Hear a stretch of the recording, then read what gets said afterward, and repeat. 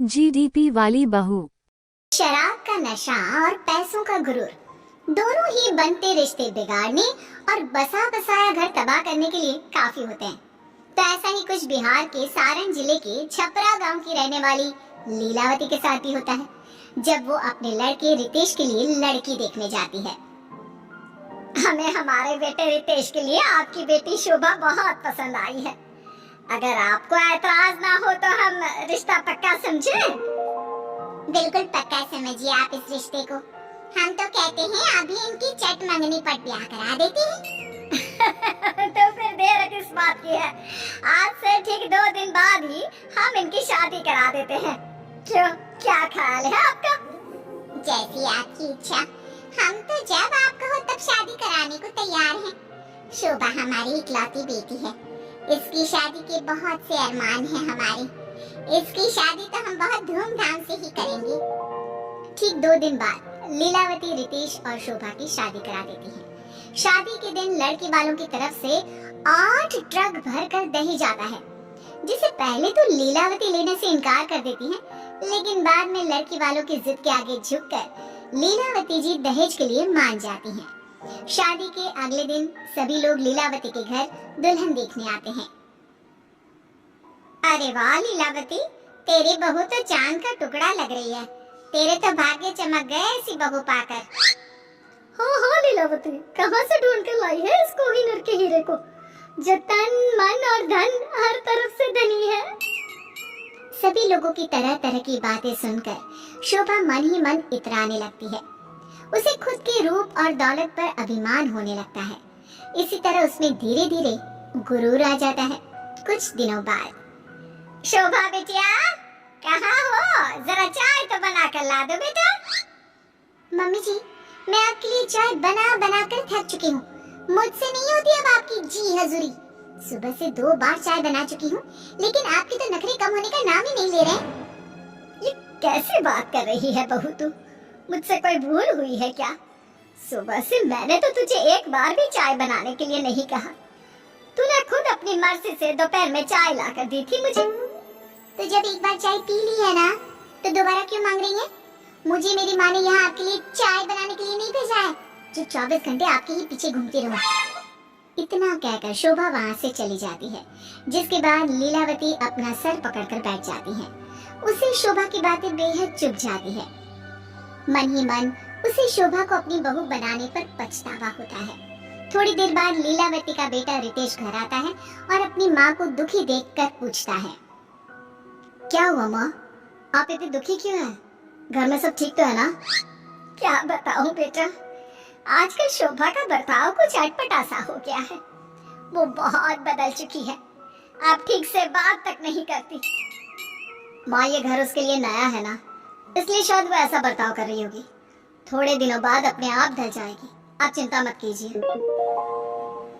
रितेश की बात सुनकर लीलावती को थोड़ी शांति मिलती है। अब रितेश अपने कमरे की ओर चला जाता है, जहाँ वो देखता है कि शोभा बिस्तर में बैठकर आराम से टीवी देख रही होती है। अरे शोभा, तुम यहाँ टीवी देख रही हो और बाहर माँ अकेले काम कर रही है? जाओ जाकर माँ का थोड़ा हाथ बटा दो। रितेश की बात सुनकर शोभा आग बबूला हो जाती है। मैं कोई नौकरानी नहीं हूँ जो सुबह से रात तक घर के कामों में ही लगी रहूंगी। अगर इतनी ही परवाह है ना अपनी माँ की, तो कोई नौकरानी रख लो। घर में ये दिन में 4 टाइम चाय बनाना, खाना बनाना और फिर बर्तन धोना, मुझसे नहीं होगा ये काम। काम नहीं कर सकती तो मत करो, कम से कम टीवी तो मत देखो। माँ देखेगी तो उन्हें कितना बुरा लगेगा कि तुम यहाँ मौज कर रही हो और वो अकेले काम कर रही है। ये टीवी कोई तुम्हारी माँ का नहीं है जो मैं इसे ना देखूं। ये मेरी माँ ने दहेज में दिया है और इस पर सबसे पहला हक मेरा है। मैं जब चाहूँ इसे देखूंगी और जब मन करेगा तब बंद करूंगी। तुम मुझे कुछ ना ही सिखाओ तो बेहतर होगा। इतना कहकर शोभा फिर से टीवी देखने लग जाती है और टीवी का वॉल्यूम बढ़ा देती है। रितेश अपना मुंह लटकाकर कमरे से चला जाता है। शाम के समय लीलावती के घर कुछ मोहल्ले वाले आ जाते हैं, जिनके लिए लीलावती शोभा के मायके से आए हुए लड्डू ले आती है और 2-2 लड्डू सभी को खाने के लिए दे देती है। शोभा की नजर इन सब पर पड़ जाती है। वो लीलावती की तरफ आकर कहती है, ये सब क्या है मम्मी जी? आपने सारे लड्डू अपने मेहमानों को ही बांट दिए। जानती भी है कितने महंगे लड्डू थे ये। अरे तो क्या हुआ बहू, इसमें कौन सी बड़ी बात है, लड्डू ही तो है। अगर तुझे पसंद है तो मैं रितेश से कहकर तेरे लिए मार्केट से मंगवा दूंगी बेटा। जितनी आपकी बेटी की तनख्वाह है ना, उससे कहीं ज्यादा महंगे हैं ये लड्डू। जानती है, बाजार में इनकी कीमत 2000 रुपए किलो से कम नहीं होगी। शुद्ध देसी घी में बने 24 कैरेट सोने के बरक लगे लड्डू हैं ये। और अपने सारे लड्डू इन लोगों में ऐसे बांट दिए जैसे कोई दान करके गया है आपको। तू ऐसे क्यों बोल रही है बहू, ये हमारे मेहमान हैं और घर आए मेहमान को खाली पेट वापस नहीं भेजते। लीलावती और शोभा की ये बातें उनके घर में आए मेहमान भी सुन रहे होते हैं। मम्मी जी, वो सब मैं नहीं जानती। बस आज से आप मेरे मायके से आए किसी भी सामान को हाथ नहीं लगाएंगी, वरना मैं अपनी माँ को फोन करके सब बता दूंगी और अपने मायके चली जाऊंगी। मुझे माफ कर दे बेटा, गलती हो गई मुझसे। आज से मैं तेरे मायके से आए किसी भी सामान को हाथ नहीं लगाऊंगी। अब खुश? इतना कहकर शोभा जी अपने कमरे की तरफ जा रही होती है कि लीलावती, ये सब क्या है? हमने तो तेरी बहू की काफी तारीफें सुनी थी, लेकिन ये तो तारीफ के काबिल तक नहीं। सच में लीलावती, तेरी बहू तो बिल्कुल भी अच्छी नहीं है। भगवान बचाए ऐसी बहुओं से। तो आज तक तो हमने इसकी सिर्फ बाहरी सुंदरता देखी थी, लेकिन आज हमने इसका ये कुरूप भी देख लिया। अरे क्या करना है ऐसी बहू का जो सिर्फ दिखने में सुंदर हो? आखिर गुण और संस्कार नाम की भी तो कोई चीज होती है। अरे ऐसा कुछ नहीं है जैसा आप लोग समझ रहे हो। मेरी बहू बहुत अच्छी है और दिल की भी साफ है। आप लोग उसे गलत समझ रहे हो। आज जरा उसके सिर में दर्द है ना, इसलिए ऐसा बर्ताव कर रही है। वरना जब से वो इस घर में आई है, सारा काम अकेले वो खुद करती है। मुझे तो एक बर्तन तक नहीं उठाने देती। मैं सच में बहुत भाग्यशाली हूँ जो शोभा जैसी बहू मिली है मुझे।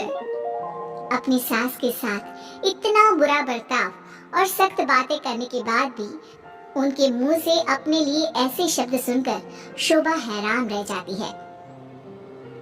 मम्मी जी के पास मेरी चुगली और बुराई करने का कितना अच्छा मौका था, फिर भी उन्होंने मेरे खिलाफ एक शब्द नहीं बोला।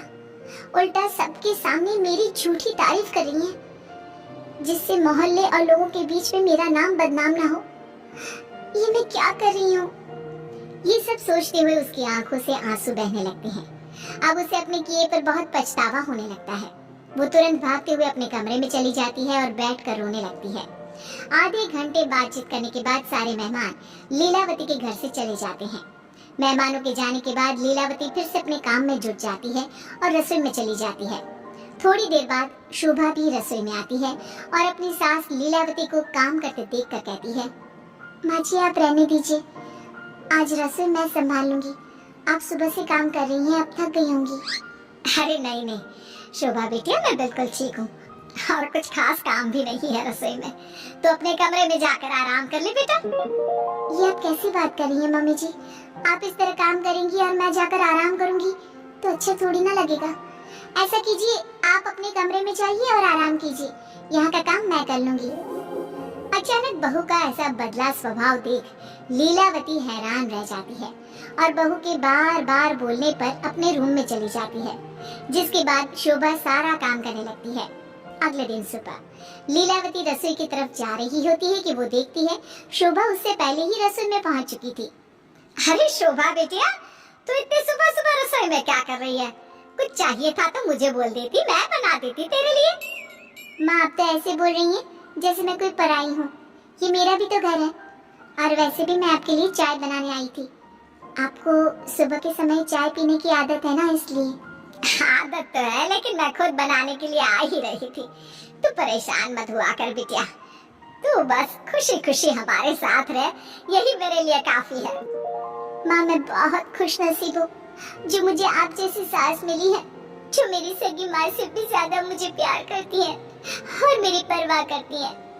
मुझे माफ कर दीजिए माँ, मैंने पिछले दिनों आपसे बहुत बदतमीजी से बात की है। मुझे अपने रूप और दौलत पर गुरूर होने लगा था, जिसने मुझे अंधा बना दिया, और उसी पैसों के घमंड में मैं ये अनमोल प्यार को किनारे कर बैठी। मैं अपने किए पर बहुत शर्मिंदा हूँ माँ, हो सके तो मुझे माफ कर देना। ये बोलते बोलते शोभा जोर जोर से रोने लगती है और अपनी सास लीलावती के पैरों में गिर जाती है।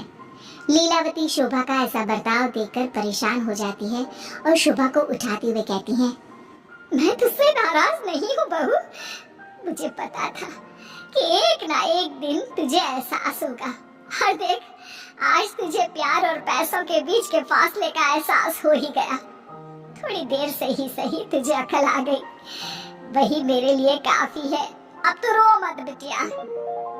लीलावती के इतना कहते ही शोभा झट से उनके गले लग जाती है और अब शोभा मायके से आने वाली हर चीज को वापस मायके भेज देती है और अपने परिवार में हंसी खुशी रहने लगती है।